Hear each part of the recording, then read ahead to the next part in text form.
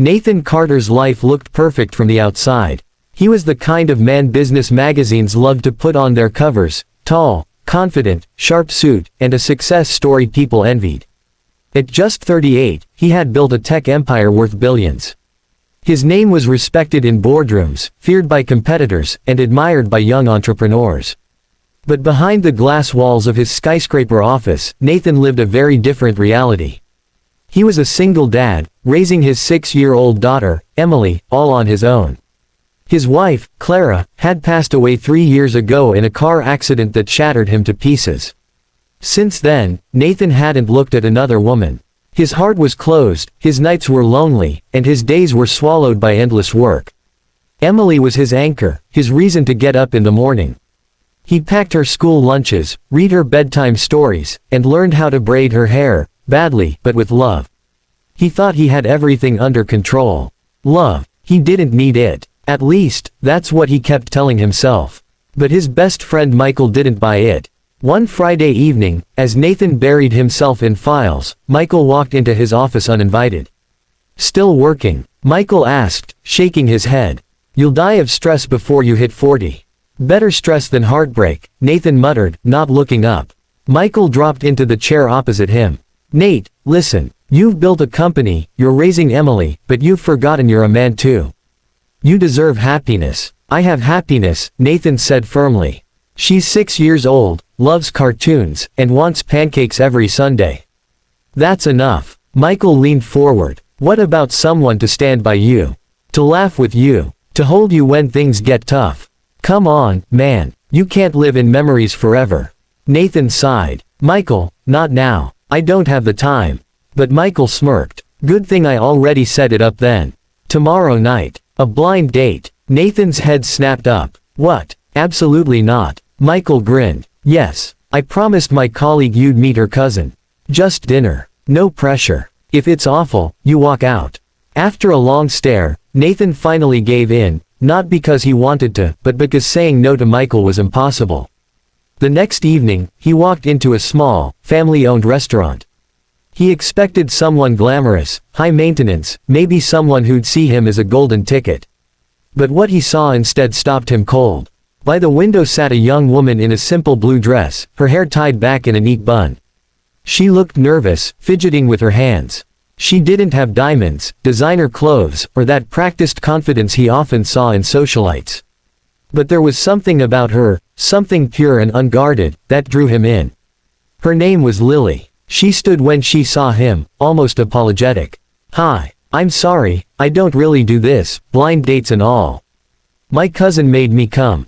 Nathan found himself smiling, a real, unforced smile he hadn't felt in years. "That makes 2 of us." They sat down, and the conversation began awkwardly. But soon, it flowed. Lily wasn't trying to impress him, she was just herself. She talked about working 2 jobs, waiting tables at a diner by day, and shelving books at a local bookstore by night.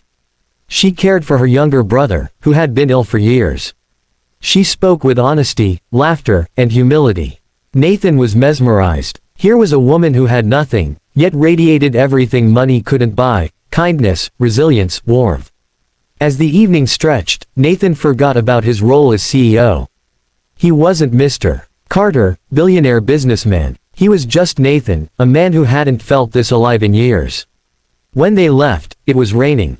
He offered his expensive jacket, but she shook her head. "You'll catch cold. We can share my umbrella."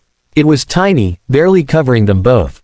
They laughed as the rain splashed on their shoulders, and for the first time, Nathan felt like a boy again. That night, when he got home, Emily was waiting up. "Daddy, you're smiling," she said softly.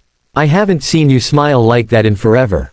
And she was right. Over the weeks, Nathan and Lily began to see each other more. Coffee at the park, walks by the river, simple, quiet moments. Lily never asked about his job. She never probed into his wealth. She liked Nathan for Nathan. Emily met Lily one afternoon at the bookstore. Nathan had gone to surprise Lily, and Emily tagged along. When Lily knelt to talk to Emily, it was natural, effortless. They read a story together, giggling as if they'd known each other for years. From that day, Emily adored her. And Nathan's heart began to hope again. But every love story faces its test. One evening, Lily discovered the truth, not from Nathan, but from her cousin. You know he's a billionaire CEO, right? Nathan Carter. Do you really think someone like him would be serious about you? He probably just feels sorry for you. Lily's world shook. That night, she confronted Nathan. Why didn't you tell me? She demanded, eyes filled with hurt. Nathan's chest tightened. Because I wanted you to see me. Not my title, not my money. Just me. You lied, she whispered. You let me think we were equals. I never lied, Nathan said softly. I just didn't tell you everything. Because for once, I wanted someone to love Nathan, the father who struggles to braid his daughter's hair, the man who still cries at night, the man who fell in love with you at first sight. Tears spilled down Lily's cheeks. I don't want your money. I don't need it. All I wanted was honesty. And with that, she walked away. Days passed. Nathan couldn't eat, couldn't sleep. He replayed every moment, terrified he'd lost her forever. Then, Emily got sick. A bad flu. She was weak, refusing medicine, crying, I want Lily. Nathan hesitated. Should he call her? Would she even come? But love has its way of testing hearts. Nathan dialed her number. To his surprise, she answered. Within an hour, she was at his door, soup in hand, worry in her eyes. She stayed all night, reading to Emily, holding her, comforting her until the little girl fell asleep. Nathan stood in the doorway, watching silently. In that moment, he realized, Lily wasn't just someone he loved. She was someone his daughter needed. Later, when the house was quiet, Nathan whispered, you could have walked away. But you didn't. Lily looked at him, her voice trembling. Because love isn't about money, Nathan.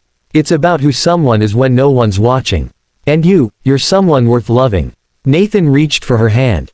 And for the first time in years, he felt whole again. Months later, they stood together, not in a grand ballroom, but in a small church. Emily, wearing a flower crown, proudly held Lily's hand, calling her, Mommy. As Nathan and Lily exchanged vows, it wasn't wealth that mattered, but love, the kind that heals, the kind that builds a home.